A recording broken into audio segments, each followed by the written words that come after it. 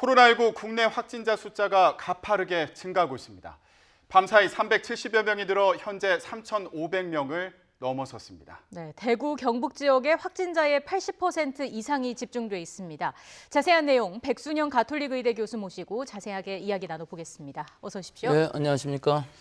네, 저희가 지금 간단히 짚어드렸는데 밤사이 370여 명이 늘었습니다. 그런데 어제 하루에도 800명이 넘는 확진자가 나온 것으로 발표가 됐는데요. 지난 한 주 동안 증가세가 많이 가팔라 보입니다. 어떤 배경이 있다고 봐야 될까요? 2월 18일 날 이 31번 환자가 나온 이후로 10명, 20명 이렇게 해서 2배씩 증가하다가 결국은 800명 선까지 왔거든요. 근데 이 직선이 굉장히 가파릅니다. 아주 직선적으로 올라가서 언젠가는 꺾여져야 될 텐데 지금은 꺾이지 않을 만한 이유들이 있는 것이 이 대구 신천지 교인들의 그 의심 환자들을 하고 있기 때문에 거의 80% 이상 나오지 않습니까? 확진이. 그러니까 계속 며칠간은 아마 꺾이지는 않을 것으로 보이고요. 그것이 끝났을 때 무증상자들이 과연 얼마나 나올 것이냐 하는 것이 관건인데 아마 지금의 80%보다는 좀 적게 나오겠지만 만약에 거기서도 많이 나온다 그러면 상당히 문제가 될 수 있죠. 그러니까 전 세계적으로 봤을 때에는 지금 막 확산 추세가 나오고 있거든요. 감염 경로를 모르는 환자들이 많이 나오고 있는데 우리나라도 지금은 이 대구 경북 지방을 아주 중점적으로 보고 있기 때문에 이 부분이 잡히면은 어느 정도 잡힐 수도 있겠지만 또 이것이 또 전 세계적인 추세에 맞춰서 이 서울 수도권 지역이 사람이 많기 때문에 이 부분까지 가는 것이 막는 것이 제일 관건이라고 하겠습니다. 지금 상황을 좀 지켜봐야 될 것 같은데 오늘 나왔던 뉴스 중에서도 좀 주목을 받았던 게 경북 경산에서 생후 45개월 된 아기가 확진 판정을 받았단 말이죠. 일반적으로 바로 태어나는 아기들은 자기가 만드는 그 면역 체계는 없습니다. 일단 엄마로부터 받은 이행 항체라고 그래서 엄마로 받은 항체를 가지고 있는데 대부분 엄마가 어떤 바이러스를 가지고 있을 때에는 수직 감염이라고 그래서 바로 아이도 같이 감염되는 경우들이 있는데 실제 이 코로나 바이러스는 호흡기 바이러스로서 그런 수직 감염은 아마 이루어지지 않았을 거고 태어난 이후에 엄마나 아빠한테 지금 아빠가 먼저 걸리고 엄마는 나중에 확진이 됐다고 그러는데 사실 그 감염되는 시기는 우리가 알 수는 없는 거지 않습니까? 둘 중에 누가 먼저 걸렸는지 모르지만 하여튼 엄마나 아빠 중에 걸려서 아기도 걸렸는데 일반적으로 우리가 메르스 때도 그랬고 이 어린아이들은 굉장히 그 증세가 약합니다. 그 과학적인 이유는 아직도 잘 모르고 있습니다. 면역력이 약하다고 그래서 반응을 잘 안 한다고 그래서 증상이 안 나타난다고 이렇게 얘기할 수도 있겠지만 실제로는 더 중한 병도 많이 있거든요. RSV나 이런 바이러스들은 사실 1세 이하에 감염될 때는 굉장히 치명적일 수가 있어요. 호흡기 바이러스로 비슷한 바이러스지만 바이러스 종류는 다르거든요. 그렇다고 이 바이러스가 실제로 어린아이들한테 왜 이렇게 증상이 약하게 나오는지 잘 모르지만 하여튼 결과적으로는 어린아이들은 증상이 굉장히 약하고 무증상 감염으로 끝나는 경우도 많기 때문에 지금 하여튼 잘 들여다보고 있고 혹시라도 엄마랑 좀 같이 있어야 되는 상황이니까요. 45일이라고 그러면은 혼자서는 아무것도 못하니까 우선적으로 증세가 나타나게 되면은 엄마든 아이든 증세가 나타나면 바로 입원할 수 있는 아마 조치를 취하고 있는 것 같습니다. 어린아이의 경우에 증세가 약하다고 이제 설명을 해주셨는데 그런데 걱정되는 부분이 그러면 과연 이겨낼 수 있을 것인가? 이것도 걱정이 되거든요. 지금 생후 45일이면 2달이 채 안 된 상황인데 이 바이러스를 견뎌낼 수 있을 것인지 이것도 참 걱정스럽습니다. 그게 참 이상한 것이요. 그 어린아이들은 바이러스 증식은 꽤 되는데도 하여튼 증식이 일어나면서 증상이 잘 안 나타나고 거의 대부분 증상 없이 못 느낄 만큼의 증상으로 넘어가거든요.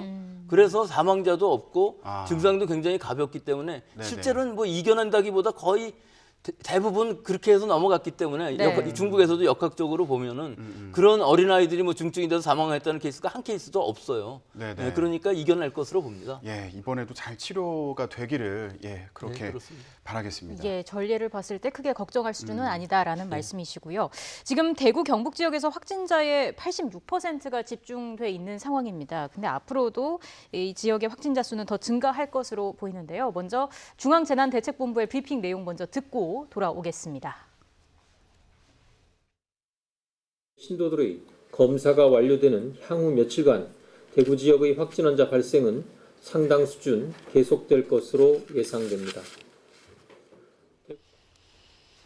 향후 며칠간 확진 환자가 더 늘어날 수 있다는 건데 앞서 잠깐 언급을 해주셨습니다마는 신천지 신도들 가운데서도 유증상자가 많이 있기 때문이겠죠.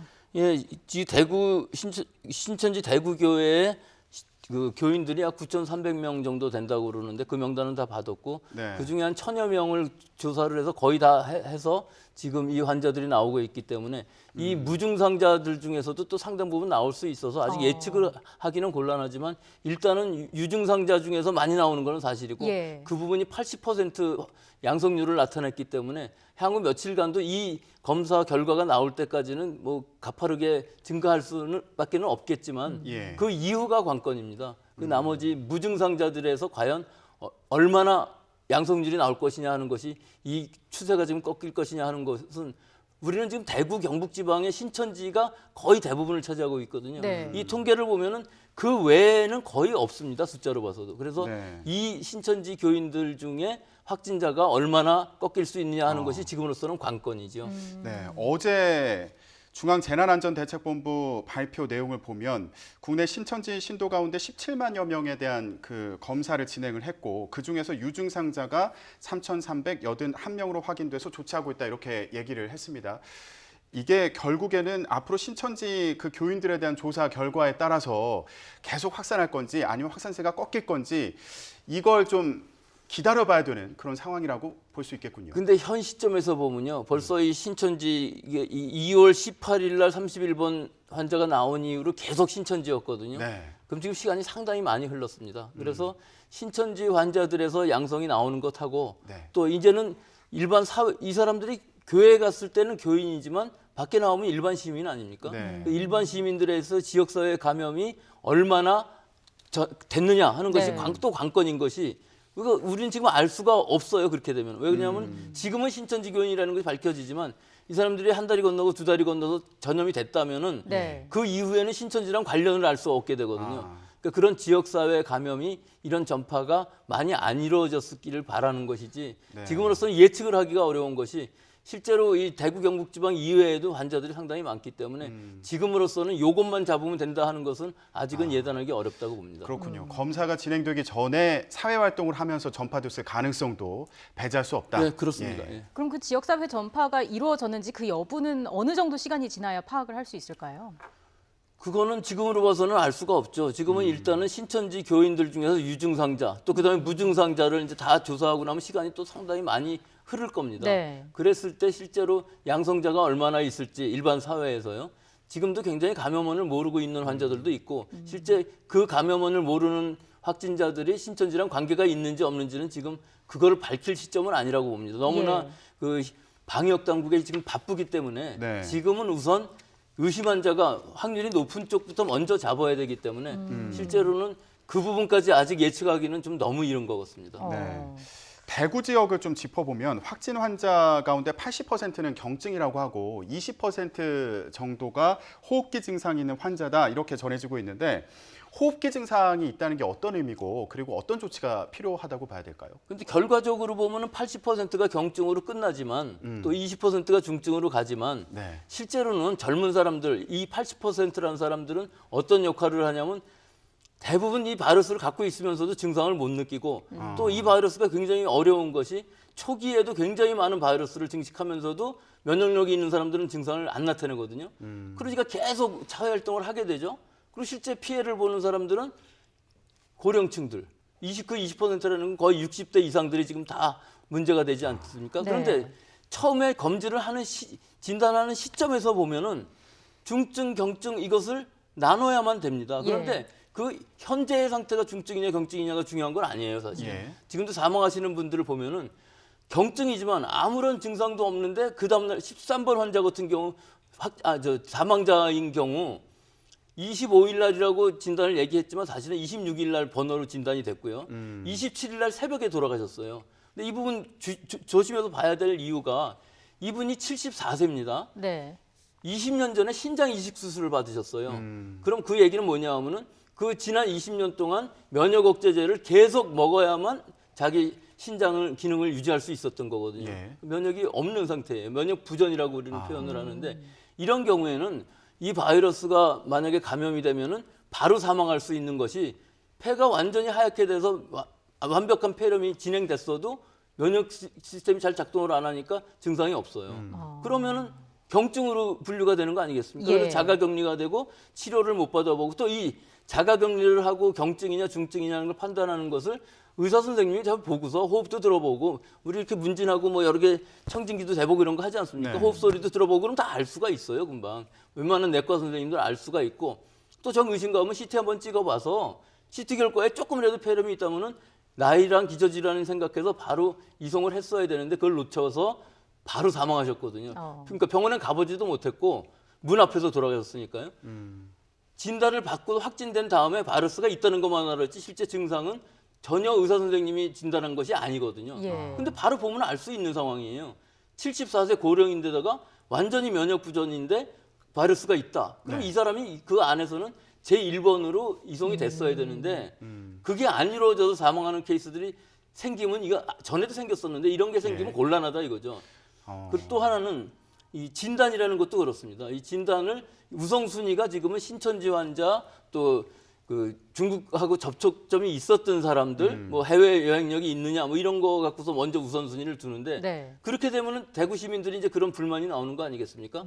신천지 아니면 뭐 길에서 죽어야 되느냐 이런 얘기가 나오는 건데 이거는 지금 우리 검사 역량이 부족해서 대구시장님은 그렇지 않다고 얘기했지만 네. 실제로 자기가 고령자고 기저질환을 호소했을 때는 바로 진단을 할 수 있고 아니면 바로 와서 검체를 채취하고 2, 3일씩 걸리지 않게끔 즉 네. 진단을 한 후에 그 진단 결과가 나오는 게 시간이 너무 많이 걸릴 경우가 있으면 젊은 사람들은 괜찮은데 네. 나이가 많고 좀 기저질환이 있으면서 그렇게 호소하는 사람이 있으면 그 133구나 보건소에서 그런 부분들을 잘 해주셔야 되는데 네. 사실 너무 그 기계적으로 반응을 하기 때문에 이런 문제가 생기는 것 같아서 예. 좀 그런 부분은 방역 당국이 좀 신경을 써주셔야 될 것 같습니다. 네. 지금 경증과 중증의 그 기준을 좀 더 명확하게 구체적으로 나눌 필요가 있어 보인다는 뜻이겠죠. 그건 아닙니다. 아, 예, 그건 제 얘기는 아닌가요? 그게 아닌 것이 예. 지금 현재 경증, 중증은 그다지 중요하지 않. 물론 네. 지금 중증이면 이송을 해야 되겠죠. 하지만 이분의 여러 가지 부분이 있습니다. 그 위험한 상황, 즉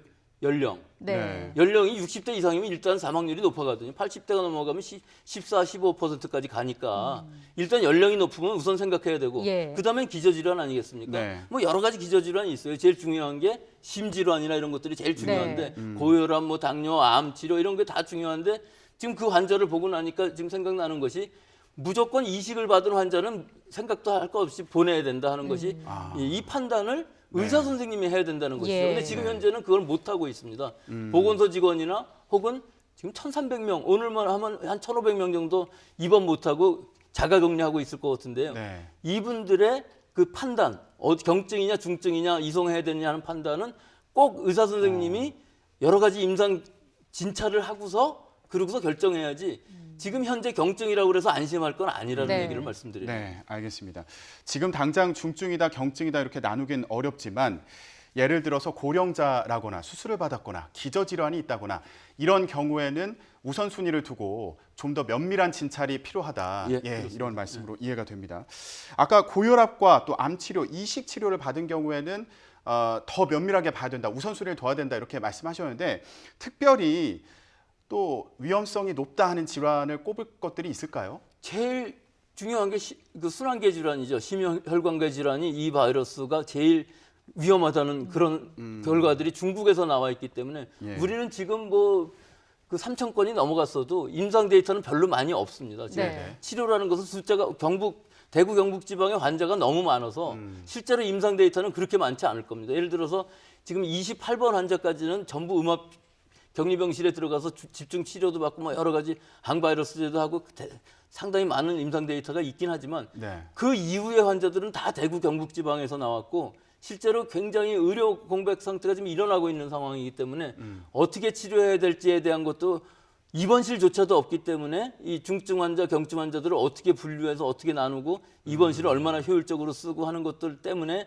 네. 실제로 어떻게 치료해야 되는지에 대해서는 방침이 아직 많이 안 세워져 있는 것으로 보이는데 이 중국의 그 많은 데이터들을 보면 이제 알 수 있는 것이죠. 예. 특히 이 면역이 어떤 형태로든지 부전되어 있는 상태, 면역력이 굉장히 많이 떨어져 있는 이게 혹은 인위적일 수도 있고 그렇지 자연적으로 그럴 수도 있는데요. 일단 고령이라든지 다른 질환이 있는 것들은 그건 뭐 자연적으로 이렇게 되는 것이지만 면역 억제제라는 약을 먹어야만 되는 사람들은 이건 인위적인 겁니다. 네. 네. 그게 있어야만 자기가 살 수 있기 때문에 예를 들어 뭐 간 이식을 했다 이런 경우도 그 간을 남의 걸로 인식하면 안 되거든요. 그래서 면역 억제제를 꼭 먹어야 되고 그러면은 감염증에 약할 수밖에 없는 겁니다.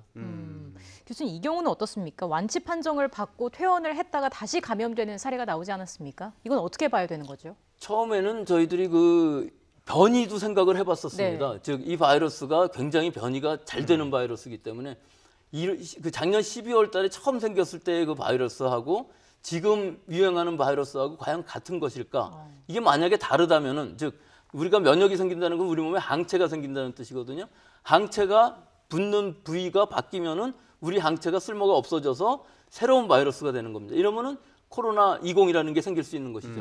하지만 또 다른 하나의 가능성은 이 바이러스가 환자에서 완전히 사라지지 않았는데 이것을 우리가 검출을 못해서 음성으로 나와서 퇴원을 시켰고 어느 시기엔가 면역력이 좀 더 떨어져서 바이러스가 더 위로 검출할 수 있는 한도 위로 올라왔을 수가 있거든요. 이런 경우에는 검출 한도라는 곳에 문제가 있기 때문에 예. 지금 우리나라 질본에서 만든 이 키트가 유전자 증폭 키트의 그 프라이머의 그 타겟 리전이라는 게 있고 목표로 하는 부분이 증폭하는 부분이 있는데 네. 그 부분을 증폭했을 때 과연 이 민감도로 이런 사람들을 잡아낼 수 있느냐 하는 게 문제거든요. 즉 이 사람은 이 할머니는 사실 바이러스가 완전히 없어지지 않았는데도 불구하고 퇴원을 할 수밖에 없는 조건은 이 진단 키트가 그건 없다고 생각했기 때문에 네. 그래서 음성이 나온 것이거든요. 아. 그래서 이 부분은 앞으로도 검토가 필요하고 예. 이 목표로 하는 이 부분 말고 다른 부분을 프라이머로 했을 때 좀 더 민감도가 좋아진다는 결과들도 많이 있어요. 그러니까 이런 키트들도 앞으로도 허가를 좀 받아야 되는 또 네. 이런 상황인 것 같습니다. 네, 그러니까 검출이 안 될 정도로 바이러스 양이 줄어드는 경우가 있을 수도 예, 있다. 있습니다. 이런 부분을 짚어주셨고요. 저희가 지역적으로 이제 바이러스의 전파 상황을 좀 짚어봤는데 일단 대구와 경북 지역에 그 환자가 집중이 된 상태고요. 그런데 다른 지역에서도 계속해서 환자가 늘고 있는 상태입니다. 이 부분은 어떻게 보십니까? 다른 지역의 환자가 느는 것은 사실 굉장히 미미합니다. 원래 이 대구, 경북 지역의 이 신천지만 아니었으면 네. 우리는 완전히 그 봉쇄 작전으로 다 접촉자 찾아가 갖고 지금 그 2월 18일까지의 그 상황을 보면 굉장히 그래도 안정적이었거든요. 근데 지금은 대구, 경북 지역은 뭐 엄청나게 폭발적으로 증가하고 있고 그 이외의 지역들은 사실 서울 수도권만 해도 합쳐도 뭐 200명도 아직은 안 되는 상황인데 네. 사실 문제는 그중에 신천지 관련이 한 반 정도 되고 아, 그 나머지 반은 사실 감염 경로가 미상입니다. 모르는 겁니다.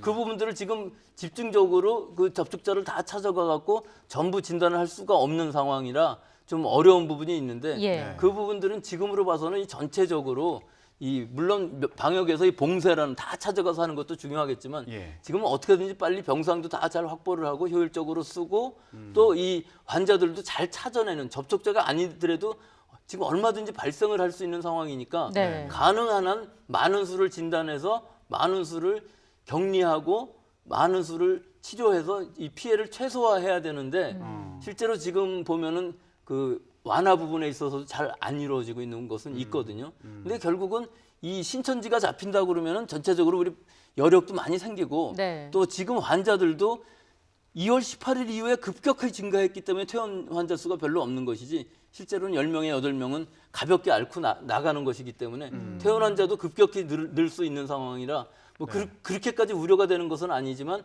만약에 서울 수도권에서 큰 일이 터진다면은 즉 이런 예. 교회 같은 상황, 예. 뭐 지금으로 봐서 교회 같은 상황은 잘 안 나올 것 같긴 하지만 요양원이라든지 혹은 병원의 원내 감염 같은 것들을 잘 관리를 해야 될 것 같습니다. 지금 상황. 네, 지금 관리가 필요하다 이렇게 말씀해 주셨는데 오늘 같은 경우도 주말에 뭐 예배를 본다거나 뭐 집회를 계획했다거나 이런 경우가 있어서 지적을 받기도 했습니다. 좀 주의가 필요하지 않을까요? 어떻게 보십니까? 뭐 주의 정도가 아니라 정말 우려가 되죠. 그 폭발적인 게 일어날 수가 있는 것이 이 신천지 교인이라는 분들이 자기네 교회에서만 예배를 본 것이 아니고 대부분 다른 교회에도 많이 가갖고서 예배를 보는 것이 아니라 좀 신도를 데리고 오려고 그러는 상황이 많았기 때문에 예. 실제로 교회들의 그 여러 가지 예배 환경은 똑같은 거 아니겠습니까? 신천지나 뭐 다른 교회들이나 예배하는 방식은 다 똑같은데 만약에 지금 상황에서 예배를 하는데 그 중에 감염자가 있었다 그러면 또 똑같은 폭발적인 상황이 일어날 수 있기 때문에 네. 지금은 예배나 무슨 모임이나 모든 것들을 야외에서 하는 것조차도 지금은 다 자제해야 될 이런 시기인 것 같습니다. 예, 상황이니만큼 각별하게 좀 주의를 할 필요가 있어 보입니다.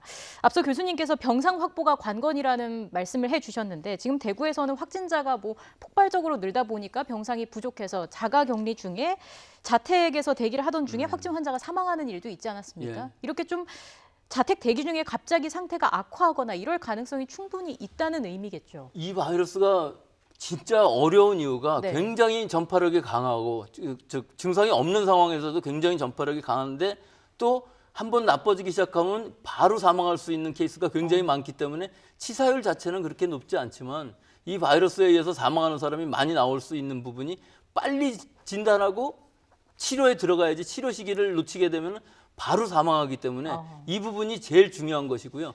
병상 문제도 지금 중증 환자가 꼭 지금 음압격리병실에 들어가 있는 상황이 아니거든요. 지금까지는 경증이라도 전부 숫자가 얼마 안 됐을 때는 다 음압격리병실에 들어갔으니까 그렇죠. 그분들이 지금 증상이 없다 할지라도 그분들을 바로 퇴원시키고 바꿀 수도 없는 이런 상황이니까 네. 굉장히 어려운데 이게 각 지자체들의 또 생각도 있을 수가 있습니다. 예. 우리 지자체에서도 혹시 생길 수 있을지 모르니까 여유 병상을 만들어두자 하는 개념인데 네. 실제 우리 잘 보시면은 이 종합병원 같은 데에서 병상이 이렇게 많이 남는 일이 없거든요. 항상 거의 차 있지. 그러니까 이 새로운 것들을 많이 만들어야 되는데 제가 속해 있는 이 성모병원, 서울 성모병원 같은 경우는 원래 옛날에 쓰던 강남 성모병원이라는 것이 있습니다. 거기다가 지금 음압병실 같은 것들을 만드는 공사를 하고 또 거기다가 은편성모병원이 지금 문제가 생겼었기 때문에 거기 있는 환자들도 많이 이송을 하고 또 중증 환자들이 대부분 서울에 있는 이 큰 그 3차 종합병원들이 진료를 잘하고 중환자들도 치료를 잘하고 있거든요. 예. 그러니까 대구 경북에 있는 중환자들, 즉 이 코로나19에 감염되어서 중증으로 환자들은 우리 성모병원으로 옮겨서 전원해서 치료할 수 있도록 지금 조처를 다 하고 있기 때문에 네네. 이런 조처가 필요한 것 같습니다. 이 원래 네.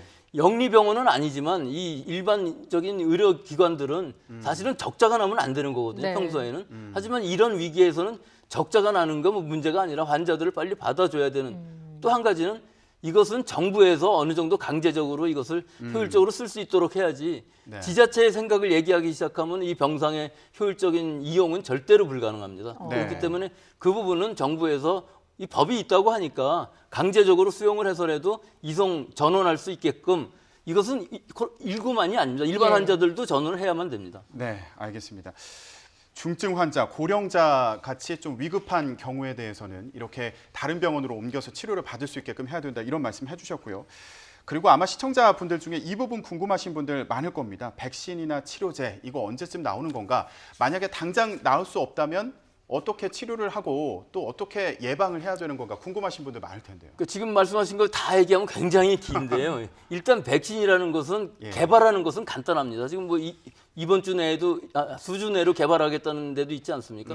그 개발이 문제가 아니고 지금 이 백신하고 치료제하고 상당히 혼란해하시는 분들이 많은데 지금 얘기하는 백신은 치료하는 백신이 아닙니다. 네. 예방하는 백신이기 때문에 이 건강한 사람들한테 맞춰야 되거든요. 그럼 혹시라도 있을 부작용을 염려를 할 수밖에 없기 때문에 그것을 안전성을 보장하기 위해서 동물 실험도 하고 임상 1, 2, 3상을 다 하는 겁니다. 이것만 해도 6개월 안에는 끝날 수가 없는 거기 때문에 예. 개발하는 것이 문제가 아닙니다. 또 한 가지 치료제라는 개념도 네. 지금 치료제를 새로 개발해서 쓰려고 그러면은 그 부작용 또한 만만치 않은 것들이 있기 때문에 아무리 효과가 좋아도 뭐 1000명에 1명이 사망한다 그러면 못 쓰는 거거든요. 그렇기 때문에 치료제라는 것도 지금 새로 개발하는 것은 어렵고 여러 가지 지금까지 개발되어 있는 약들 중에서 후보자제들이 여러 개 있습니다. 뭐 칼레트라라든지 뭐 여러 가지가 있는데 그 중에서 제일 가능성이 있는 약은 제가 생각하기에는 요새 가끔 얘기가 나오는데 렘데시빌이라는 약이 있는데 네. 이 약이 지금 미국에서 그 길리아드라는 데서 개발을 했고 아직 임상을 다 안 끝나서 부작용은 모릅니다. 이상 정도까지 했는데 중국에서 이걸 카피약을 만들어 갖고서 중국 전역에 지금 사용을 했습니다. 사용 허가를 받아 갖고서 예. 이 중국의 벤처에서 이걸 만들어서 썼는데 팔지는 못하고 중국 전역에서 그냥 사용해서 임상 3상이 거의 끝난 상황입니다. 예. 데이터는 아직 안 나왔지만 네. 근데 상당히 그 작용 기전으로 보면은 가능성이 제일 큰 약입니다. 아. 그래서 우리도 이 약을 우리나라에서는 사용 승인을 아직 그러니까 허가를 받지 않은 약이기 때문에 긴급으로 수입 허가 받고 사용 승인 받은 다음에 일정 부분 비축해야 될 필요가 있는 것이 이 초기에 증상이 나빠질 때 바이러스가 많이 증식할 때에는 이 약이 아주 효과적으로 들을 수 있습니다. 그럼 미국의 데이터도 칼레트라가 잘 안 듣는데 렘데시비를 썼더니 잘 듣더라는 결과를 뉴잉글랜드 저널 메디신이라는 데 발표를 했었거든요. 네. 그러니까 제일 가능성이 있는 약은 현재 이것도 그 승인이 난 약은 아니지만 실제 중국에서 많은 임상 결과들이 있고 그 결과로 보면은 이 약이 제일 가능성이 있는 치료제라고 현재로서는 보입니다. 네, 알겠습니다. 빨리 치료제도 나오고 백신도 개발이 돼서 예방과 그리고 위기 극복을 할 수 있기를 바라겠습니다. 네, 코로나19 확진자가 급격하게 증가하는 상황과 관련해서 백순영 가톨릭 의대 교수와 함께 얘기 나눴습니다. 오늘 말씀 고맙습니다. 고맙습니다. 예, 감사합니다.